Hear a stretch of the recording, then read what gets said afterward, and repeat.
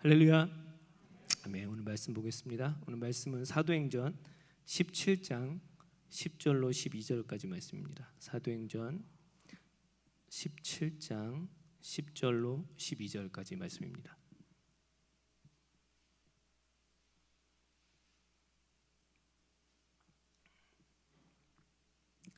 세 절 말씀이니까요. 우리가 앞에 화면에도 있습니다. 한 목소리로 우리 천천히 다 같이 읽겠습니다. 10절부터 12절까지 시작. 밤에 형제들이 바울과 실라를 베레아로 보내니 그들이 이르러 유대인의 회당에 들어가니라.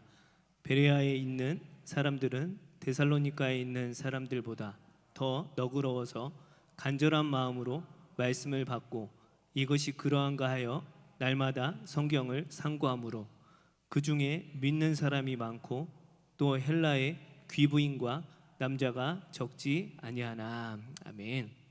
할렐루야.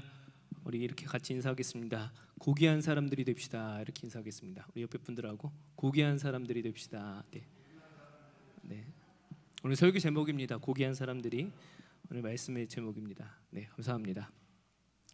사람들은 저마다의 특징이 있습니다. 그래서 그 권사님들 뒷모습 특징 있는 거 아세요?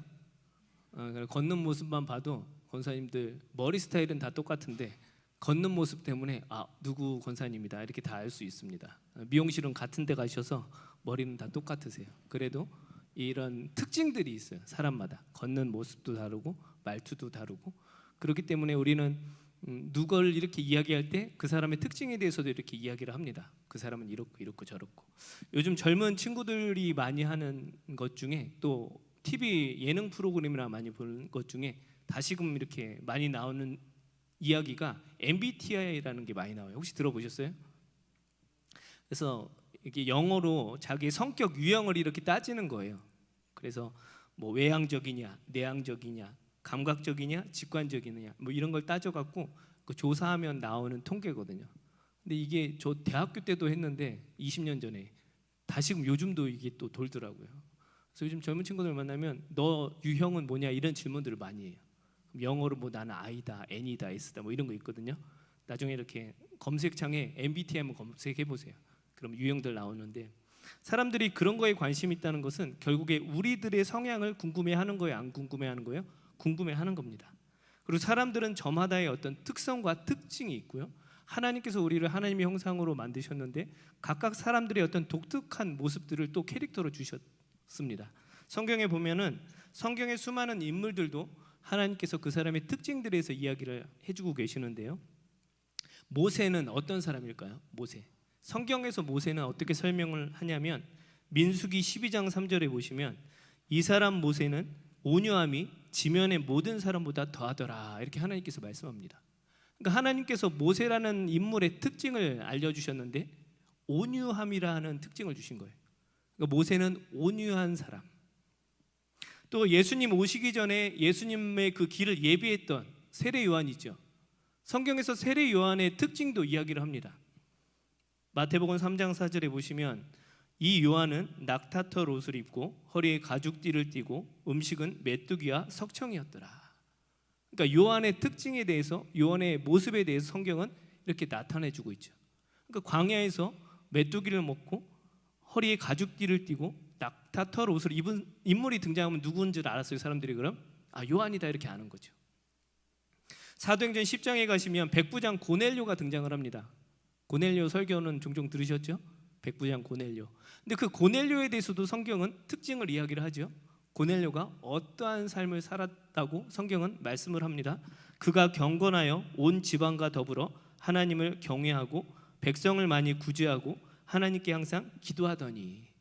그러니까 성경에서 나타나는 이 고넬료의 특징은 경외하고 구제하고 기도하는 사람이었다. 성경은 특징에 대해서 이렇게 이야기를 하죠. 우리 사랑하는 성도님들도 이런 특징, 특별히 좋은 특징들은 우리 앞에 이름 앞에 형용사로 붙길 예수님의 이름으로 축복합니다. 그래서 어저 권사님은 기도하는, 누구는 또 구제하는, 누구는 하나님을 예배하는, 누구는 찬양하는 이런 수식어들과 특징들이 많이 붙길 예수님의 이름으로 축복합니다. 오늘 말씀에도 어떤 그런 특징을 갖고 있는 사람들이 등장을 합니다. 그들이 누구인지 오늘 말씀을 통해서 좀 살펴보려고 합니다. 하나님의 도우심을 받아 말씀을 열심히 전파한 인물 중에 한 명이 사도 바울입니다. 오늘 사도행전 우리가 읽은 17장은 이제 사도 바울이 사역하는 그 일정들 가운데 벌어진 일을 말씀으로 기록을 하고 있습니다. 근데 사도 바울이 예수님을 다메섹 도상에서 실제 만나고 열심히 복음을 전했는데 그 사도 바울을 방해하는 대표적인 사람들이 생겼습니다. 누구냐면 유대인들이에요. 유대인들은 예수님을 믿지 않았어요. 그런데 사도 바울이 그 예수님을 계속 증거하고 예수님을 전하고 다니니까 이 유대인들이 누구를 싫어하는 거예요? 사도 바울을 계속 박해하고 싫어하기 시작합니다. 그리고 원래 사도 바울은 유대인 중에 대표적인 유대인이었습니다. 그래서 원래 예수님 믿는 사람들을 옥에 가두는 그런 역할을 했던 인물인데 이제 자기들 유대인들의 입장에서는 어떠한 사람이에요? 배신자가 된 거죠. 그래서 실제적으로 사도 바울을 죽이기 위해서 팀이 결성이 돼서 이 팀이 사도 바울을 계속 죽이려고 쫓아다닙니다. 사도 바울이 일대기를 보면 계속 도망 다니는 인생을 살아요. 근데 그 도망 다니면서 도착하는 곳에서 사도 바울이 하는 행동은 뭐였냐면 거기서 또 뭐 할까요? 복음 전하는 일을 합니다. 회당 있으면 회당 찾아가서 예배드리고 또 사람들 모이는 곳에 가서 같이 기도하고 이 일을 계속해서 반복적으로 하기 시작합니다. 하지만 이 유대인들은 또 어떻게 그 사역지를 알고 열심히 쫓아다니면서 계속 방해를 해요.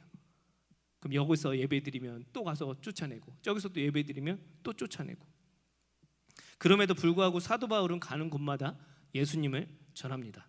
그렇게 쫓기다가 도착한 곳이 오늘 본문에 등장을 합니다. 어떤 곳이냐면 베레아라는 곳에 도착을 합니다. 베레아. 그곳에서도 역시 사도 바울은 예수님에 대해서 복음을 전하기 시작하고 많은 사람들이 예수님을 믿게 됩니다. 오늘 본문 12절에 보시면 그 중에 믿는 사람이 많고 또 헬라의 귀부인과 남자가 적지 아니하나 성경은 말씀합니다. 사도 바울을 통해서 예수님을 믿음으로 영접한 사람들이 그곳에 많았다고 성경은 말씀합니다. 그런데 그 베레아에 있던 사람들에 대해서 특징을 성경이 오늘 이야기를 하고 있어요. 아까 설교 처음부터 이야기한 것처럼 어떤 사람마다의 특징이 있는데 이 베레아 사람들의 특징에 대해서 성경은 이렇게 말씀합니다. 11절을 우리 같이 볼까요? 본문. 오늘 본문 11절을 우리 같이 읽겠습니다. 시작.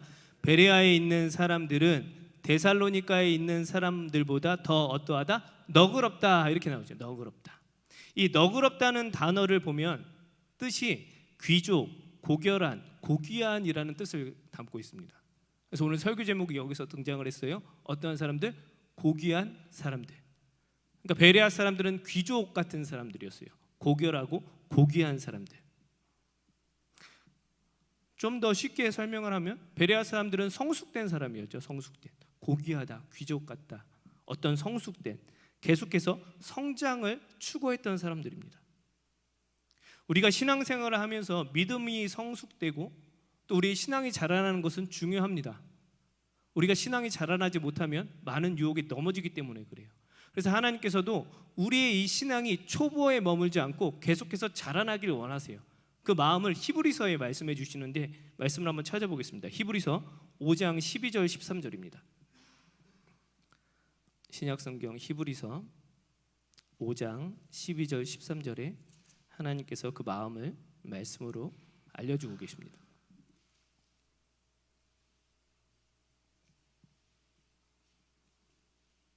신약성경 357쪽 되겠습니다. 히브리서 5장 12절로 13절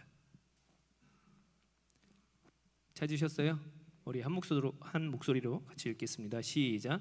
때가 오래 되었으므로 너희가 마땅히 선생이 되었을 터인데 너희가 다시 하나님의 말씀의 초보에 대하여 누구에게서 가르침을 받아야 할 처지이니 단단한 음식은 못 먹고 젖이나 먹어야 할 자가 되었도다. 이는 젖을 먹는 자마다 어린아이니 의의 말씀을 경험하지 못한 자요. 네. 그러니까 하나님께서도 우리가 예수님을 영접하고 또 이제 말씀을 배우면서 이 신앙이 계속 자라기를 원하시는 거죠. 그런데 여전히 자라지 못하고 초보로 있는 사람들이 있다 없다? 성경에 있는 거죠. 있기 때문에 하나님께서 다시 한번 거듭 말씀하시는 거예요. 말씀을 그렇게 듣고 들었는데 아직도 말씀에 대한 경험이 없으면 여전히 초보다. 빨리 장성하여서 커서 누구를 가르칠 수 있는 그런 사람이 되어야 되는데 여전히 신앙의 초보임을 하나님께서는 안타까워하신 거죠. 우리 사랑하는 성도 여러분, 우리 성도님들의 신앙이 믿음 안에서 더욱더 성숙되길 예수님의 이름으로 축복합니다. 오늘 설교 제목처럼 고귀해질 수 있길 예수님의 이름으로 축복합니다. 그럼 우리가 이렇게 성장하는 게 또 왜 중요할까요? 성숙하지 못하면 많은 유혹에 넘어지기 때문에 그래요.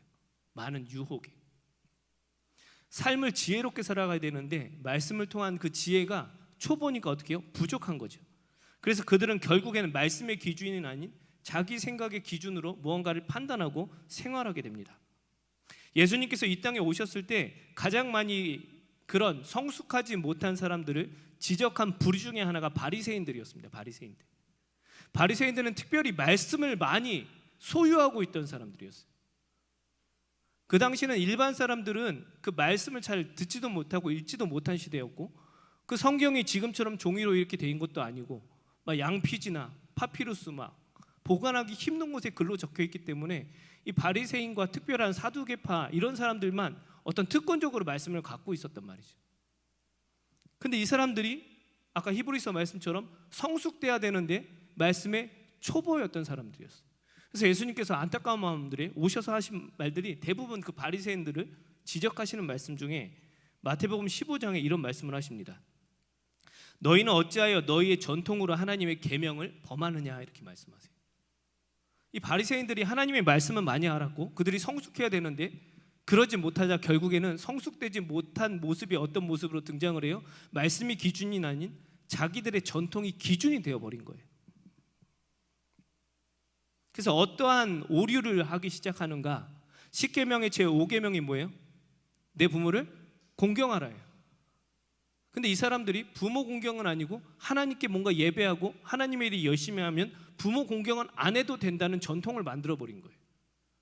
실질적으로 부모님이 아파 지금. 그럼 어디로 가야 돼요? 자식이면 부모님 도와드리거나 부모님 보살피러 가는 게 정상인데 나는 어디로 간다? 예배드리러 간다. 이런 일들로 가득하기 시작합니다. 특별히 물질 부분에 있어 하나님께 드림이 되면 고르반이라는 단어가 여기서 나오거든요. 아람어. 그러니까 부모님이 어렵거나 힘들 때 부모를 물질로 도와야 되는데 그 물질을 부모가 안 도와주고 그러니까 하나님께 그냥 헌금했으면 하나님이 더 기쁘게 받으시겠다. 이런 일들로 어떤 법칙들을 만들어서 여전히 초보에 머무는 오류를 범하기 시작합니다. 신앙의 성숙이 그만큼 중요해요? 중요하지 않아요? 중요합니다. 베드로도 신앙이 성숙했을까요? 성숙하지 못했을까요? 베드로가 사역을 열심히 합니다. 그런데 바울한테 책망받은 적이 있어요. 갈라디아서에 보면은 갈라디아서 2장 12절 13절인데요. 제가 읽어드릴게요. 야고보에게서 온 어떤 이들이 이르기 전에 게바가 베드로예요. 이방인과 함께 먹다가 그들이 오매 그가 할례자들을 두려워하여 떠나 물러가매, 이렇게 나옵니다. 갈라디아에서의 큰 주제는 할례예요. 할례. 그러니까 율법대로 지키는가 안 지키는가, 할례를 해야 되는가 안 해야 되는가. 근데 이미 예루살렘 회의에서 이방인들도 복음을 전하기로 다 오케이, 회의가 다 끝난 상태였어요. 근데 베드로는 여전히 유대인들하고 음식을 먹다가 이방인들하고 음식을 먹다가 유대인들이 오니까 그 자리를 피한 거예요. 이방인들하고 밥 먹는 걸 유대인들이 싫어하니까. 떳떳하지 못한, 성숙되지 못한 모습이 베드로한테 등장을 합니다. 그때 사도 바울이 베드로를 책망을 해요. 그러니까 우리가 신앙이 성숙되는 건 중요해요? 안 중요해요? 엄청 중요합니다. 근데 오늘 베레아 사람들이 그렇게 성숙하며 고귀한 사람들이었다는 거죠. 그러면 베레아 사람들은 어떻게 그 고귀한 삶을 살아갈 수 있었을까요? 오늘 말씀을 통해서 두 가지를 좀 살펴보려고 합니다. 오늘 말씀 첫 번째는 오늘 본문 11절을 다시 보겠습니다. 사도행전 17장 11절 우리 같이 읽을게요. 11절 시작. 베레아에 있는 사람들은 데살로니가에 있는 사람들보다 더 너그러워서 간절한 마음으로 말씀을 받고, 첫 번째, 그들이 그 고귀했다, 너그러웠다, 그렇게 될 수 있었던 이유에 대해서 성경은 첫 번째로 이야기를 하죠. 어떠한 마음으로 말씀을 받았다? 간절한 마음으로 말씀을 받았다. 여기서 간절한 마음의 다른 뜻은 경향, 성질, 마음의 준비성, 이런 뜻이 있습니다. 그들은 말씀을 듣기 위한 열심이 있었습니다. 이 다른 뜻 중에 그 마음의 준비성이라는 뜻이 있어요. 마음의 준비성. 그러니까 간절한 마음으로 말씀을 받았다. 그러니까 베레아 사람들은요, 말씀이 들려올 때 그것을 어떻게 해요? 이미 준비하고 받는 거예요. 말씀에 대한 사모함이 늘 있었던 거죠. 말씀을 향한 간절함 너무 중요합니다. 할렐루야. 우리가 예배 때마다 이런 말씀의 사모함이 넘치길 예수님 이름으로 축복합니다. 그냥 피곤해서 시간 내서 가는 게 아니고 오늘은 어떤 말씀이 있을까? 오늘은 하나님께서 또 어떤 준비된 마음, 사모하는 마음에게 어떤 은혜를 또 부어주실까? 우리 각자가 그런 마음으로 주님께 담대히 나가길 예수님의 이름으로 축복합니다. 그런 마음이 있을 때 주님을 향한, 특별히 오늘 보니까 간절한 마음으로 말씀을 받았다, 말씀에 대한 깨닫는 은혜가 넘치기 시작하는 거죠. 말씀에 대한 깨닫는 은혜가 넘친다는 건 결국 누구를 발견하는 거예요? 하나님을 발견하는 거죠. 예수님을 더 깊이 알아가는 거죠. 호세아 선지자 시대에 하나님께서 이 사람들이 하나님을 알지 못함에 너무나 안타까우셔서, 우리가 잘 아는 말씀 있잖아요. 호세아 6장 3절에 그러므로 우리가 여호와를 알자, 힘써 여호와를 알자, 이렇게 말씀하십니다. 그냥이 아니고요, 힘써서 주님을 좀, 힘써서 나를 좀 알아다오, 이 말씀이에요. 그럼 우리가 무언가를 알고 배우기 위해서는 우리 마음이 준비가 돼야 돼요, 안 돼야 돼요? 돼야 되는 거죠. 네. 준비를 하고 무언가를 배우러 갔을 때 사람의 행동이 달라집니다. 그냥 가는 것과 준비해서 가는 건 전혀 다르잖아요. 다들 우리가 일상생활에서도 경험해 보시잖아요. 운동할 때도 그냥 가는 거, 하기 싫은데 가는 거랑 내가 준비함으로 이미 가서 하는 거랑 전혀 다릅니다. 마찬가지로 우리가 말씀을 받을 때도 어떻게 해요? 그런 마음으로, 그런 열심으로 주님께 나아갈 수 있길 예수님의 이름으로 축복합니다. 이 마음이 너무나 중요해요. 왜냐하면 그 말씀이 우리를 고귀한 삶으로 이끌기 때문이에요. 그 말씀이 우리를 고귀한 삶으로 이끌기 때문에, 또한 그 말씀이 우리를 고귀한 존재로 만들기 때문에 그래요. 고귀한 사람이 되기 위해서는 우리가 우리 자신을 알아야 되는데, 누가 우리를 가장 잘 아세요? 우리를 창조하신 그분이 잘 아세요. 그분의 말씀을 깨달을 때 결국 누구를 발견하게 돼요? 나 자신도 발견하게 되는 거죠. 그런 은혜가 넘치길 예수님의 이름으로 축복합니다.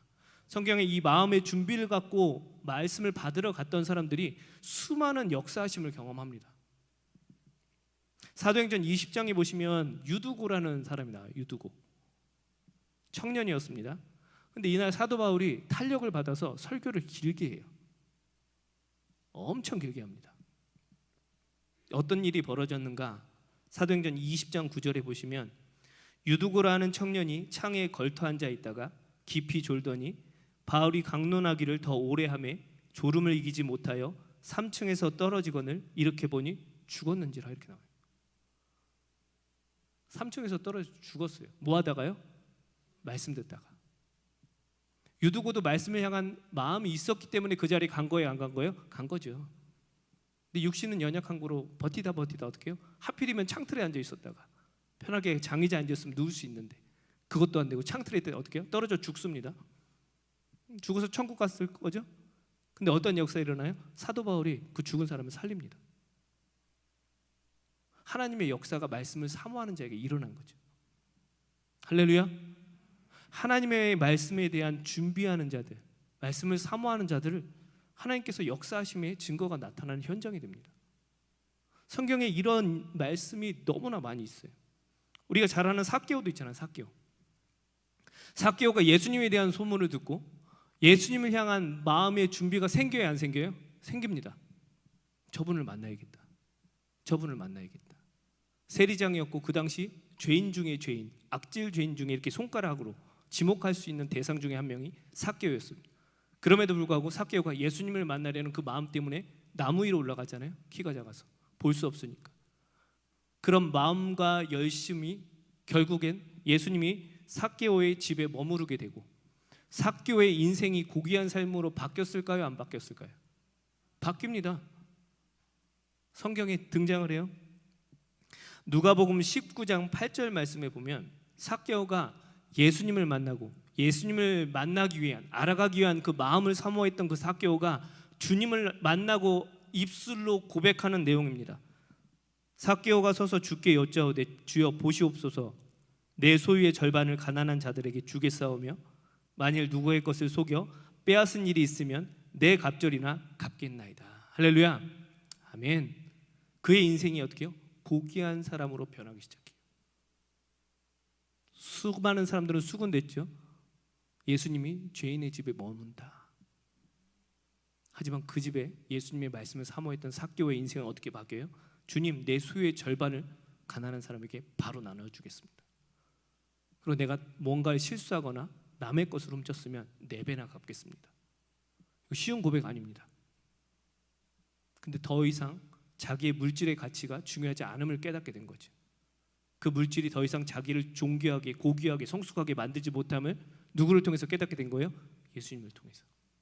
우리 사랑하는 성도 여러분, 우리의 마음, 이 간절한 마음들이 회복되길 예수님의 이름으로 축복합니다. 그때 비로소 우리가 어떻게 해요? 고귀한 사람으로 성숙되어질 수 있는 거죠. 그런 성숙자들이 다 되시길 예수님의 이름으로 축복합니다. 두 번째, 이 베레아 사람들은 어떻게 그런 고귀한 삶을 살아갈 수 있었을까? 우리 11절을 다시 보겠습니다. 오늘 보면 11절입니다. 우리 함께 읽겠습니다. 시작. 베레아에 있는 사람들은 데살로니가에 있는 사람들보다 더 너그러워서 간절한 마음으로 말씀을 받고 이것이 그러한가 하여 날마다 성경을 뭐했다? 상고했다 이렇게 나오죠. 네. 두 번째는 상고하는 마음입니다. 첫 번째는 간절한 마음, 두 번째는 상고하는 마음. 이 상고라는 단어는 자세히 조사하다라는 뜻이 있어요. 또 구별하다, 판단하다, 결정하다 이런 뜻이 있습니다. 그러니까 조사하고 검토하고. 근데 그 뜻 중에 하나가 시험을 실시하다 이런 뜻도 있어요. 시험을 실시하다. 사도 바울을 통해서 말씀을 들은 베레아 사람들은 날마다 그 말씀이 진짜인지 뭐 한 거예요? 조사하고 검토했다는 거예요. 설교를 듣고 그냥 끝 이게 아니고 어떻게 해요? 계속해서 반복해서 그 말씀을 살펴본 거죠. 사도 바울이 어떤 인물이에요? 신약 성경에 10권이 넘는 하나님 말씀을 기록한 엄청 대단한 하나님의 신실한 사람입니다. 그 사도 바울의 설교도 베레아 사람들은 어떻게 해요? 말씀에 빗대어 이게 진짜인지 살펴봤다는 거예요. 그들이 성숙할 수밖에 없겠죠. 이 정도인데. 그럼 우리의 삶을 한번 봅시다. 우리도 삶을 살아갈 때 수많은 설교를 듣습니다. 주일도 듣고 새벽마다 오신 분들은 아침마다 듣고 수요일도 있고 금요일도 있고 또 따로 좋아하시는 분들은 유튜브를 통해서 수많은 설교를 들으시고 근데 그 말씀을 들은 다음에 다시금 그 말씀을 또 묵상하고 검토하는 분들이 과연 얼마나 계실까요? 우리가 주일 설교 말씀을 듣고 집에 가서 2번이고 3번이고 반복해서 말씀을 다시금 검토하고 묵상하고 이런 분들 계시나요? 쉽지 않은 인생이죠. 사도 바울의 말씀도 검토했어요. 베레아 사람들. 물론 말씀을 잘 듣는 것은 중요합니다. 그런데 사역자들도 사람인지라 때로는 말씀에 대해서 살짝 실수할 때도 있어요. 물론 실수하지 않기 위해서 엄청 준비합니다. 5시간, 10시간, 일주일 내내 고민도 하고 이 말씀이 그러한지 열심히 최선을 다해서 설교를 하지만 때로는 실수할 때도 있을까요? 없을까요? 있습니다. 네. 우리도 이런 마음들이 좀 회복되길 예수님의 이름으로 축복합니다. 이 사람들은 그렇게 신중했다는 거예요. 어디에? 말씀에 그렇게 신중했다는 거예요. 그 말씀에 하나님이 살아있는 이 말씀에 그렇게 신중한 마음들이 우리 안에 넘쳐나길 예수님의 이름으로 축복합니다. 특별히 이 상고하다는 뜻 중에 하나가 시험을 실시하다 이런 뜻이 있다고 아까 제가 말씀을 드렸어요. 이 말씀은 무슨 말씀이냐면 그들은 그렇게 조사도 했지만 그 말씀대로 진짜 해본 거예요. 시험을 실시하다. 말씀을 받았으면 이 말씀이 그대로 되는지 해본 거라고요. 이 말씀이 진짜 되는지까지 해본 거라고요. 원수를 사랑하라 주일날 설교를 들었으면 그 주에는 원수를 찾아서 그걸 해보는 거예요. 그게 이 사람들의 인생이었단 말이죠. 그 말씀을 그렇게 신천하는 것이 결국에 어떻게 해요? 고귀한 사람들로 성경은 이야기를 하고 있다는 거죠. 우리 사랑하는 성도 여러분들이 이런 은혜가 있길 예수님의 이름으로 축복합니다. 고귀한 사람들. 시험을 실시하다. 그 말씀이 진짜 되는지 어떻게 해요? 해본 거라고요. 해본 거. 성경에 수많은 사람들이 말씀 그대로 했다가 은혜를 받습니다. 말씀 그냥 그대로 했다가 우리가 잘 아는 여리고성 사건 잘 아시잖아요. 이스라엘 백성들이 가나안 땅에 들어가서 여호수아와 함께 여리고성을 이제 첫 번째 전쟁을 해야 되는데 하나님께서 말씀을 딱 주셨습니다. 어떤 말씀을 주셨어요? 여리고성을 돌아라. 하루에 한 번씩 6일 동안 한 번씩 그리고 7번째 날에는 몇 바퀴? 7바퀴 돌고 그 다음 뭐 해라? 외쳐라 이렇게 성경 나와요. 그러니까 말할 수 있는 시간은 언제만 있는 거예요? 마지막 날 7바퀴 다 돌고 나서 입을 열 수가 있었던 거예요. 아주 간단한 법칙 중에 하나죠. 이 사람들이 그 말씀 그대로 할까요, 안 할까요? 합니다. 여호수아 6장 10절에 여호수아가 백성에게 명령하여 이르되 너희는 외치지 말며 너희 음성을 들리게 하지 말며 너희 입에서 아무 말도 내지 말라. 그리하다가 내가 너희에게 명령하여 외치라는 날에 외칠지니라 하고 성경 말씀합니다. 이 사람들이 그대로 해본 거야, 안 해본 거예요? 해본 거라고요. 일단 손해볼 건 없잖아요. 당장 싸우는 것도 아니고 도는 거. 그런데 사람들이 모이면 말 안 하는 거 쉬울까요, 어려울까요? 어렵습니다. 2명만 모여도 계속 말합니다, 사람들. 권사님들 마실 나가면 커피숍 이런 데 앉으면 몇 시간씩 말씀하세요. 끝이 없습니다. 요즘 남자애들도 그렇게 많이 이야기를 해요. 모이면 막 끝이 없어요. 사람들이 모였다면 말하는 건 정상이에요. 우리 안에 사귐이 있고 서로 사랑하고 할 얘기 얼마나 엄청 많잖아요. 못하면 집에 가서 전화로도 하고. 이게 우리들의 모습이잖아요. 그 수많은 사람들이 동일하게 여리고성을 도는 거예요. 지금 말 안 하는 게 결코 쉽지 않다고요. 근데 그 수많은 사람들이 결정해 본 거죠. 어떻게 해요? 이게 그렇게 되는지 한번 해본 거죠. 무엇이 있었을 때? 말씀이 떨어졌을 때. 실제적으로 어떻게 해요? 여리고성이 무너지지요. 그리고 많은 역사자들이 이미 이렇게 자료나 인터넷에 많이 있어요. 여리고성이 엄청나게 성벽이 두꺼웠는데 무너졌을 때 밖으로 무너졌을까요? 안으로 무너졌을까요? 역사가들이 이제 조사를 한 거죠. 성경 뭐 지리학잖아요.